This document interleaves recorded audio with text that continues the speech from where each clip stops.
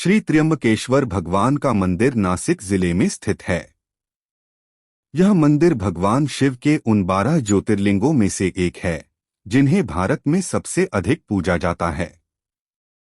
मंदिर के पास ब्रह्मगिरी नामक पर्वत से पुण्यसलिला गोदावरी नदी निकलती है। उत्तर भारत में पापनाशिनी गंगा का जो महत्व है वही दक्षिण में गोदावरी का है। जिस तरह गंगा अवतरण का श्रेय महातपस्वी भागीरथ जी को है, वैसे ही गोदावरी का प्रवाह ऋषिश्रेष्ठ गौतम जी की महान तपस्या का फल है जो उन्हें भगवान आशुतोष से प्राप्त हुआ था। बृहस्पति के सिंह राशि में आने पर यहाँ बड़ा कुंभ मेला लगता है और श्रद्धालुजन गौतमी गंगा में स्नान कर तथा भगवान श्री त्र्यंबकेश्वर का दर्शन कर अपने को कृतकृत्य मानते हैं। शिवपुराण में वर्णन है कि गौतम ऋषि तथा गोदावरी और सभी देवताओं की प्रार्थना पर भगवान शिव ने इस स्थान पर निवास करने निश्चय किया और त्र्यंबकेश्वर नाम से विख्यात हुए। त्र्यंबकेश्वर ज्योतिर्लिंग सबसे अद्भुत और मुख्य बात यह है कि इसके 3 मुख सिर हैं, जिन्हें एक भगवान ब्रह्मा, एक भगवान विष्णु और एक भगवान रुद्र का रूप माना जाता है। इस लिंग के चारों ओर एक रत्न जड़ित मुकुट रखा गया है, जिसे त्रिदेव के मुखौटे के रूप में माना गया है।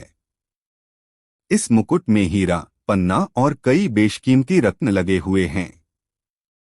त्र्यंबकेश्वर मंदिर में इसको सिर्फ सोमवार के दिन शाम 4 से 5 बजे तक दर्शनार्थियों को दिखाया जाता है। गोदावरी नदी के किनारे बने त्र्यंबकेश्वर मंदिर का निर्माण काले पत्थरों से किया गया है। इस मंदिर की वास्तुकला बहुत ही अद्भुत और अनोखी है। भव्य त्र्यंबकेश्वर मंदिर इमारत सिंधु आर्य शैली का अद्भुत नमूना है। इस मंदिर के भीतर एक गर्भगृह है, जिसमें प्रवेश करने के पश्चात शिवलिंग आंख के समान दिखाई देता है, जिसमें जल भरा रहता है। यदि ध्यान से देखा जाए तो इसके भीतर 1 इंच के 3 लिंग दिखाई देते हैं। इन तीनों लिंगों को त्रिदेव यानी ब्रह्मा, विष्णु, महेश का अवतार माना जाता है। इस मंदिर में कालसर्प दोष की शांति वैदिक पंडितों के द्वारा करवाई जाती है।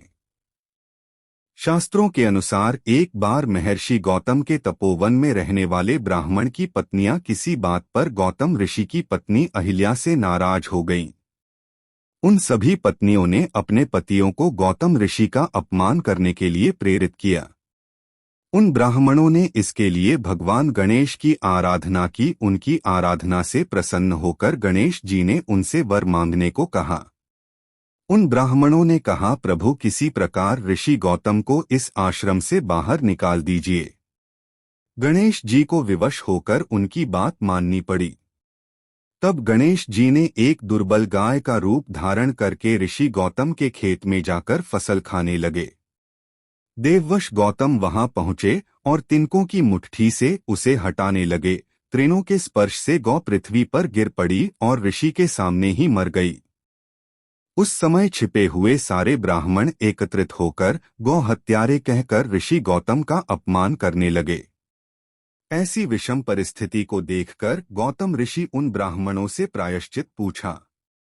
तब उन्होंने कहा, गौतम तुम अपने पाप को सर्वत्र बताते हुए 3 बार पृथ्वी की परिक्रमा करो, फिर लौटकर यहाँ 1 महीने तक व्रत करो।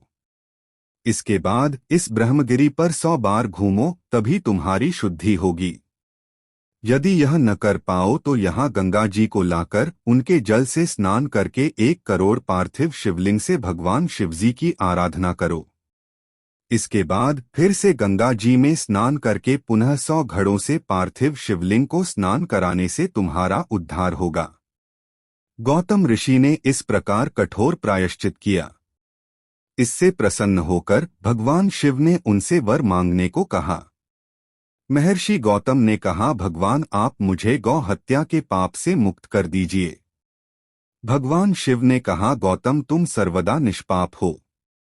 गौ हत्या का अपराध तुम पर छल पूर्वक लगाया गया था। ऐसा करने के लिए तुम्हारे आश्रम के ब्राह्मणों को मैं दंड देना चाहता हूँ। इस पर महर्षि गौतम ने कहा, उन्हीं के उस कार्य से मुझे आपके दुर्लभ दर्शन प्राप्त हुए हैं।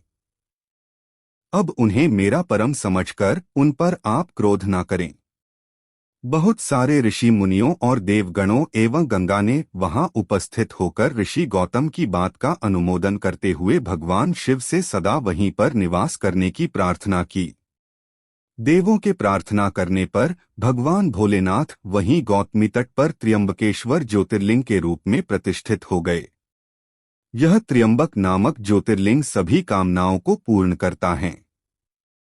यह महापातकों का नाशक और मुक्ति प्रदायक है।